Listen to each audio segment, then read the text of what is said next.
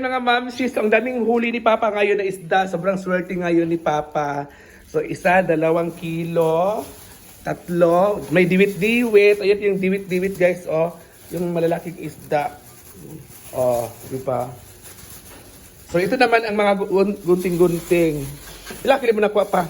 So, nilagay na po sa supot. 10 kilo po ang huli ni Papa lahat guys. 10 kilo ang kanyang huli. Oo, di ba? So, ang dami guys, oh. Meron pa dito. At meron pa kami dito sa ref. Nilagay na po. Ito yung aming ulam for today. Di ba? So, ang daming huli ni Papa na isda guys. So, iyan, ibibenta naman yan lahat. Kasi nga, 10 kilong ibibenta. Tapos, ito ang aming ulamin. Libre na kami sa ulam dito. Oh, di ba? Oh, hello. So, dito na nga tayo. Magbabalik po tayo sa ating ginagawa everyday. Kasi araw-araw talaga tayo naghahanap at nag-iisip ng ating mga content. Oh, yung iba kasi namimigay sila ng mga blessings, namimigay sila ng mga ayuda para lang mapansin ng ating mga manonood or mga viewers natin na always andyan. Ang content ko naman dito ay sa family lang naman, family bonding lang muna tayo. At hindi muna ako nakakagala doon sa hinaguan and mga friends kong mga bakla, yung mga SC, yung mga social climbers kasi sobrang busy talaga si Brenda ngayon. At si Brenda naman ngayon ay bumalik na naman ulit doon sa Davao kay Mama Mary kasi malapit na daw yung birthday ni Mama Mary this coming October 29 at kay Pangga naman ay October 28. 28 siya. 27? 28 pala kay Pangga. At ang ngayon mga ma'am show 27 na. 27 pala birthday ni Pangga. Siyempre, di ba alam naman natin ang mga routine natin everyday ay ako muna ang magluluto. Ngayon, ako ang chef ngayon kasi si Mama sobrang busy si Mama. Pagdaan muna si Mama sis. Ayan si Mother. Ayun, naglalaba. So ngayon, magluluto tayo kung saan tayo nagsimula. Magluluto ng mais, kalibugas. Sinilipat muna natin. Sinilipat muna natin ito guys. Kasi para makaamaano. Oh, yan yung mais. Yan yung mais, guys. At masan yung mais? Ito pala yung mais. Oh, ito na yung mais, oh. Ipakita natin yung mais. Alam nyo kasi itong mais na to ay binigay yan.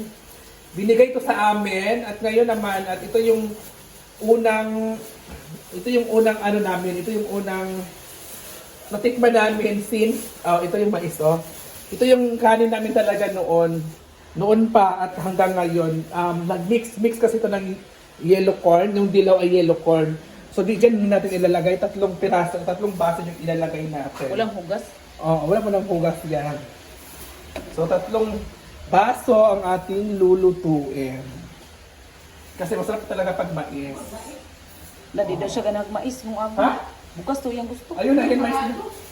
Wag na yan ang mais na. So ngayon guys, dito ka muna si Salika. O, ito naman, sobrang init ng bahay kasi Na lang ka klase lutuon. Bukas ug mais. So, mahiwag na ito sa... alam naman ninyo guys, ang dami mga hugasin pa dito. So, yan yung hugasin natin. Oo. So, ang daming hugasin. So, tatabi mo na natin itong mga hugasin guys. Kasi wala talaga naghuhugas kanina pa. So, ang gagawin natin ay aanuin natin, tatanggalan natin ng yung mga, anong tawag doon? Basta may lumulutang dito eh. So, kilisan muna natin. Sa iba kasi wala na yung kilis eh. Sa akin kasi kikilisan pa. At sa mga natatanong naman sa akin, bakit ako hindi pumupunta doon sa hinaguan at ilang libo na daw ako hindi nakapunta. Sa inyo kasi mga mom shit, nakita sa akin sis. Sa inyo kasi hindi mo na ako nakakapunta doon, di ba? Sabi ko nga sa inyo kasi ayaw kong pumunta doon na wala si Brenda. Oo, ayaw ko pumunta doon nung wala si Brenda kasi wala yung may-ari ng bahay. Which is okay lang naman. O, dito ganito na. At syempre, mas maganda talaga pag kahoy yung gagamitin natin, hindi stove. Kasi dito talaga sa kahoy is marirelax mo talaga yung kanin kasi kahit apoy lang siya natira or yung ano tawag, baga? Ano tawag sa baga? Basta yung baga na yan, isa talaga yung mapapaluto ng ganitong kanin. Ang bagay naman doon sa ano ay yung bigas. So, sanay na sanay kasi kami dito pagluto ng ganito kasi sa probinsya naman ito. Oh, muna sis. So, ito na nga. So, hindi kasi ako sanay pag ano sa iba kasi ang nilalagay nila ay papel. Sa akin naman is plastic talaga di ginagawa ko. Sa iba naman ay yung mga gas at iba pa. Sa akin plastic talaga ako. Ginagamit ko. Ito yung plastic. Diba? Pakita mo sa akin. At syempre, kahit pinapawisan ako kasi sobrang init talagang na ngayong araw na to. Sa mga nagtatanong na naman sa akin ulit na ang dami nag-PPM sa akin, dami nagtatanong kahit sa live ko, kahit sa post ko, bakit ito yung nakapunta doon. Guys, alam niyo naman bakit hindi ako pumunta doon kasi nga, sobrang busy pa talaga si Madam ngayon. Ang nailang ko kasi, pag pumunta ako doon, boring din naman kasi sino-sino lang naman andun hindi naman lagi ano ng mga bakla. Minsan lang pumupunta sila doon. Tapos wala namang mga ano ngayon ginagawa doon sa hinaguan. So walang trabaho doon. So wala din sila madal. So wala talaga, hindi talaga pumunta doon. So sa mga nag-PPM sa akin, yan ha. Hindi ako pumupunta doon kasi nga wala si Madam. So kasi busy din si Madam. So yun na nga. Kaya hindi ako pupunta doon hanggat wala si Madam.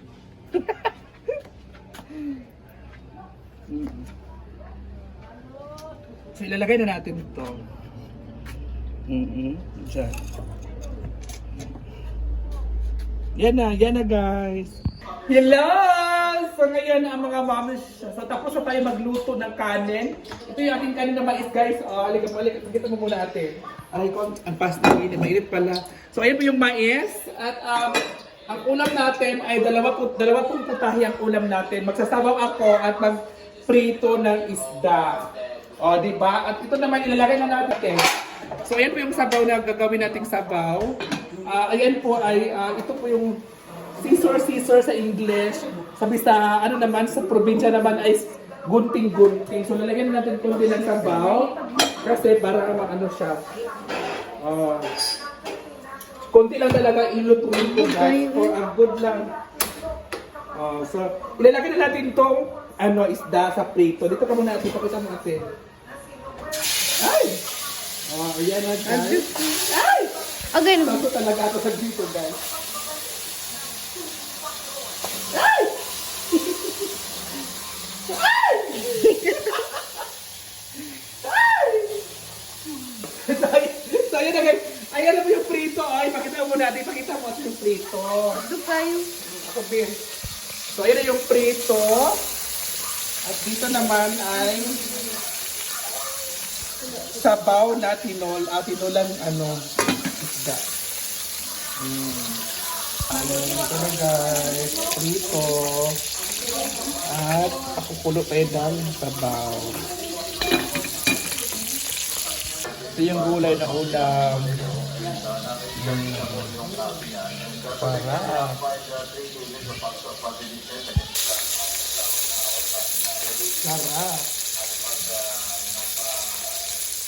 Ito na lang muna tayo mga ma'am. So wala kasi nagbibideo sa akin. So sarili ko na lang na kamay. Ayan. So ilalagay na natin.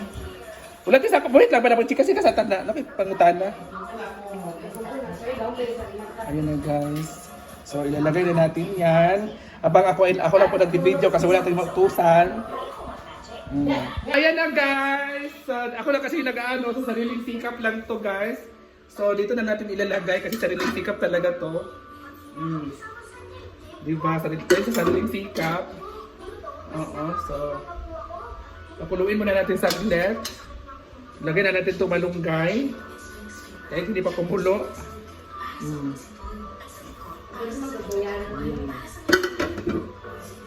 Diba?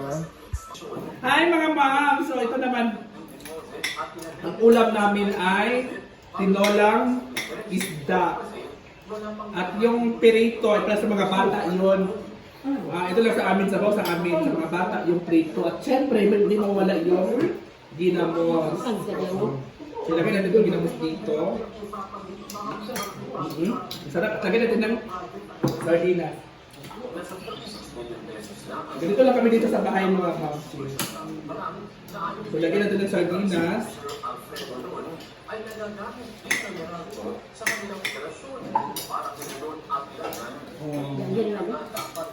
So, lalagay natin. At kakain kami ni Mama. Kain tayo guys. Alam na, ano namin is mais.